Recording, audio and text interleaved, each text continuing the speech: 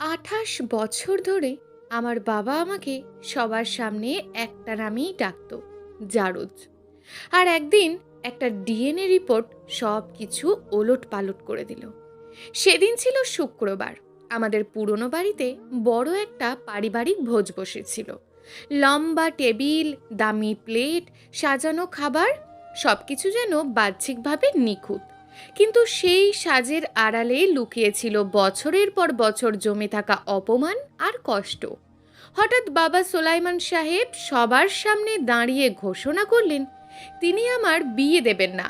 আমার হবু স্বামীকে অপমান করে বললেন, এই মেয়েকে আমি কারোর হাতে তুলে দেব না, কারণ এটা আমার মেয়ে না, এটা আমার বউয়ের বিশ্বাসঘাতকতার প্রমাণ। মুহূর্তেই পুরো ঘর নিস্তব্ধ হয়ে গেল। দাদি লায়লা হাত থেকে তার কাপ ফেলে দিলেন। ভাই জিশান মাথা নিচু করে বসে রইল, আর মা ফারিদা চুপচাপ দাঁড়িয়ে হাতে রুমাল চেপে কাঁপছিলেন। বাবা পকেট থেকে একটা কাগজ বের করলেন, ডিএনএ টেস্টের সম্মতির ফর্ম। শান্ত গলায় বললেন, 6 সপ্তাহ সময় দিলাম, যদি প্রমাণ হয় তুমি আমার মেয়ে, তাহলে সবার সামনে ক্ষমা চাইবো। আমি ঠান্ডা গলায় জিজ্ঞেস করলাম, আর যদি না হয়? তিনি একদম চোখ না পিটিয়ে বললেন, তাহলে সবাই জানবে এত বছর আমি কেমন একটা মহিলার সঙ্গে ছিলাম। মা তখন নিঃশব্দে কাঁদছিলেন। সেই কান্না ছিল অভ্যস্ত, যেটা বছরের পর বছর সহ্য করার পর তৈরি হয়। আমার ছোটবেলার প্রতিটা মুহূর্ত মনে পড়তে লাগলো। 7 বছর বয়সে শুনেছিলাম বাবা বলছিলেন, এত ফর্সা মেয়ে আমার হতে পারে না। 12 বছরে ক্লাবের সদস্য পদ দিতে রাজি হননি, অন্যের মেয়ের জন্য টাকা খরচ করব না। 18 বছরে ভাইয়ের পড়াশোনার জন্য লাখ লাখ টাকা দিলেন, আর আমাকে বললেন, তোমার আসল বাবাকে বলো। আমি নিজের চেষ্টায় নার্সিং পড়েছি, রাত জেগে কাজ করেছি, কখনো বাবার কাছ থেকে ভালোবাসা পাইনি, শুধু অপমান পেয়েছি। সেদিন বাড়ি থেকে ফিরে আমি আমার ফ্ল্যাটে এলাম। আমার হবু বর হৃদ সব শুনে বলল, টেস্টটা করো, ওর জন্য না, নিজের জন্য। আমি মাথা নাড়িয়ে বললাম, এটা শুধু আমার না, এটা মাকে এই কারাগার থেকে মুক্ত করার জন্য। কিছুদিন পর আমি ডিএনএ টেস্ট করালাম। মা কাঁপা হাতে নমুনা দিলেন, কিন্তু দৃঢ় কণ্ঠে বললেন, যাই হোক, আমি তোকে জন্ম দিয়েছি, বড় করেছি, এটাই সত্য। বাবার নমুনা জোগাড় করাটাই ছিল কঠিন। শেষমেশ তার চিরুনি থেকে কিছু চুল সংগ্রহ করলাম। 2 সপ্তাহ পর বাবার 7তম জন্মদিনে আবারও অপমান। সবার সামনে তিনি আমাকে নিয়ে কটাক্ষ করলেন, হাসলেন। মা চুপচাপ দাঁড়িয়েছিলেন। আমি মায়ের হাত ধরে বেরিয়ে এলাম। বাইরে দাদি এসে আমাদের থামালেন, হাঁপাতে হাঁপাতে বললেন, আর চুপ থাকতে পারছি না। তিনি জানালেন, আমাদের জন্মের রাতে হাসপাতালে একটা অদ্ভুত ঘটনা ঘটেছিল। একটা নার্স তাড়াহুড়ো করে একটা বাচ্চা নিয়ে বের হচ্ছিল, তখন কিছুই বোঝা যায়নি। দাদি তখন রেকর্ডের একটা কপি রেখে দিয়েছিলেন। সময়টা লেখা ছিল রাত 11:47। মা বললেন, অসম্ভব, আমার তো মনে আছে 11:58। 11 মিনিটের ফারাক। 28 বছর ধরে যার কোনো ব্যাখ্যা ছিল না। 3 সপ্তাহ পর রিপোর্ট ছিল। আমি একা বসে ইমেল খুললাম, হাত কাঁপছিল। প্রথম লাইন বাবার সঙ্গে মিল 0%। আমি অবাক হইনি, কিন্তু পরের লাইন দেখে নিঃশ্বাস বন্ধ হয়ে গেল। মায়ের সঙ্গে মিল 0%। আমার চারপাশ অন্ধকার হয়ে গেল। ল্যাব নিশ্চিত করলো কোনো ভুল হয়নি। তাহলে বাবা 28 বছর ধরে মাকে দোষারোপ করেছেন, কিন্তু মা নির্দোষ। আর আমি তাদের কারোরই সন্তান না। সেই মুহূর্তে বুঝলাম এটা শেষ না, বরং শুরু। কারণ কোথাও একটা পরিবার আছে যারা আমার জায়গায় অন্য কাউকে বড় করেছে, আর কোথাও একটা মেয়ে আছে যে হয়তো আমার মায়ের কোলে বড় হওয়ার কথা ছিল। ডিএনএ রিপোর্ট শুধু একটা সত্য প্রকাশ করেনি, এটা একটা পুরো পরিবারকে ভেঙে দিয়েছে। ইমেলটা বন্ধ করার পর অনেকক্ষণ আমি স্থির হয়ে বসেছিলাম। মনে হচ্ছিল শরীরটা যেন আছে, কিন্তু ভিতরটা পুরো ফাঁকা।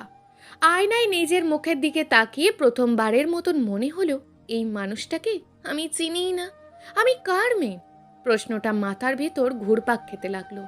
হৃদ আমার পাশে এসে চুপচাপ বসেছিল, কিছু বলছিল না, শুধু আমার হাতটা ধরে রেখেছিল শক্ত করে। সেই নীরবতাটাই তখন সবচেয়ে বড় ভরসা ছিল। আমি ধীরে বললাম, আমার কেউ নেই।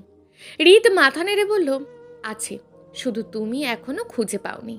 ওর কথাটা অদ্ভুতভাবে আমাকে ভেঙে দিল, আবার জুড়েও দিল। সেদিন রাতেই আমরা সিদ্ধান্ত নিলাম সব কিছুর শুরুতে ফিরে যেতে হবে, হাসপাতাল, যেখানে আমার জন্ম হয়েছিল, বা অন্তত যেখান থেকে আমাকে নিয়ে আসা হয়েছিল। পরের দিন সকালে আমি আর মা একসাথে বের হলাম। মা পুরো পথ জুড়ে চুপ ছিলেন, কিন্তু তার হাতের চাপ বুঝিয়ে দিচ্ছিল তিনি ভয় পাচ্ছেন। হাসপাতালটা অনেক বদলে গেছে, নতুন বিল্ডিং, নতুন স্টাফ, কিন্তু পুরনো রেকর্ড রুমটা এখনো আছে, ধুলোয় ঢাকা, ভুলে যাওয়া ইতিহাসের মতন। অনেক কাগজপত্র ঘাটার পর অবশেষে আমরা সেই দিনের রেজিস্টারটা পেলাম। তারিখ, সময়, নাম সবকিছুই সেখানে লেখা। আমি লাইন ধরে পড়তে লাগলাম। রাত 11:47, একটি কন্যা শিশুর জন্ম, মা ফারিদা বেগম। তার ঠিক নিচেই রাত 11:58, আর একটি কন্যা শিশুর জন্ম, মা নাসিমা আক্তার। আমার বুকের ভিতরটা ধক করে উঠল। এটাই, আমি ফিস ফিস করে বললাম। মা কাগজটার দিকে তাকিয়ে থাকলেন, তারপর ধীরে বললেন, আমি 11:58ই মনে করতে পারি। মানে, আমরা কি ভুল বাচ্চা নিয়ে ফিরেছিলাম? রেকর্ডে একটা ঠিকানাও ছিল নাসিমা আক্তারের। আমি আর দেরি করলাম না, দুপুরের মধ্যেই আমরা সেই ঠিকানায় পৌঁছে গেলাম। পুরনো একটা মহল্লা, ছোট ছোট বাড়ি, সরু গলি, কিন্তু একটা অদ্ভুত পরিচিতি অনুভূতি হচ্ছিল। দরজায় নক করতেই একজন মাঝবয়সী মহিলা দরজা খুললেন। আমি কিছুক্ষণ চুপ করে তার দিকে তাকিয়ে রইলাম। কেন যেন মনে হচ্ছিল আমি এই মুখ আগেও কোথাও দেখেছি। তিনি অবাক হয়ে জিজ্ঞেস করলেন, কাকে চান? আমি গলা সামলে বললাম, আপনি কি নাসিমা আক্তার? তিনি মাথা নেড়ে বললেন, জি, কিন্তু আপনি? আমার গলা শুকিয়ে যাচ্ছিল।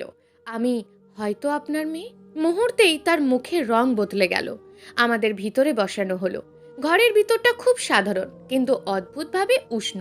কিছুক্ষণ পর একটা মেয়ে ভিতর থেকে বের হয়ে এলো, আমারই বয়সী, প্রায় আমার মতোই দেখতে।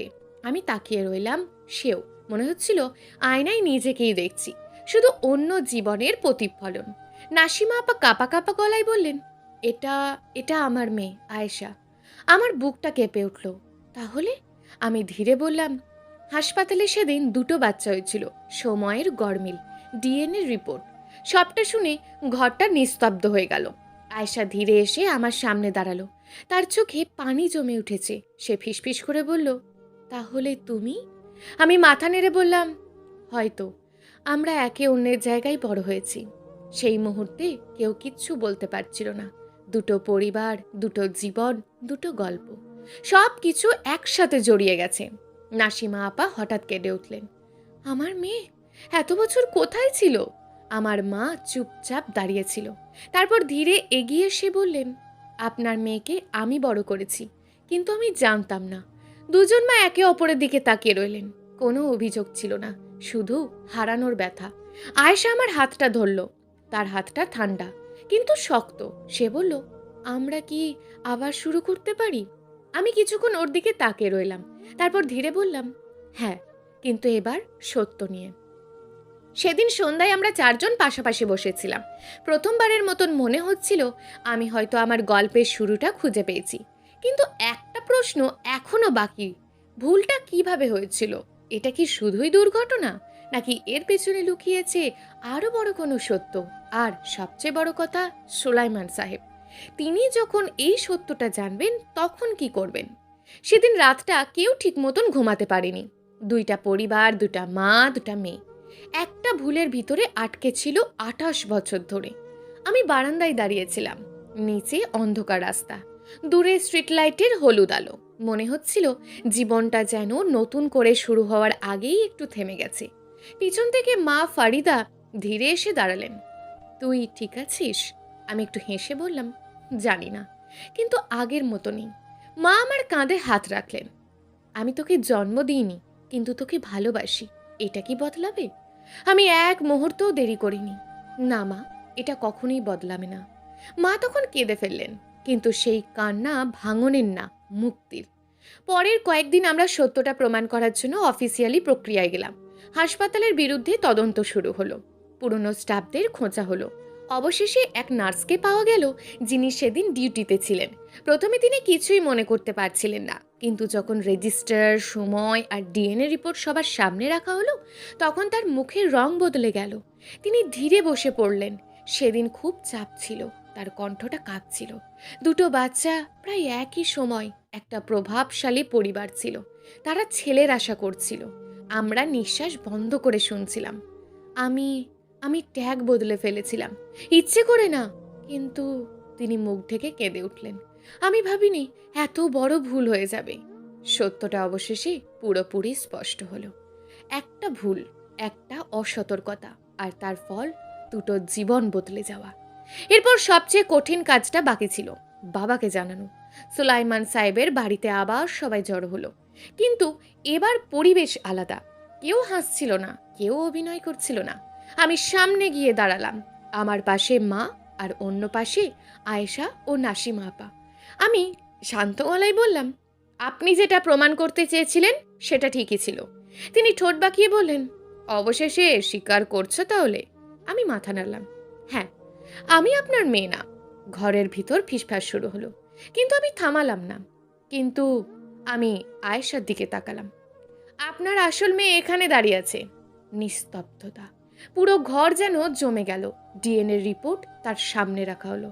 তিনি প্রথমে বিশ্বাস করতে পারছিলেন না, বারবার কাগজ উল্টে দেখছিলেন। তারপর তার চোখ ধীরে ধীরে মায়ের দিকে গেল, ফারিদার দিকে।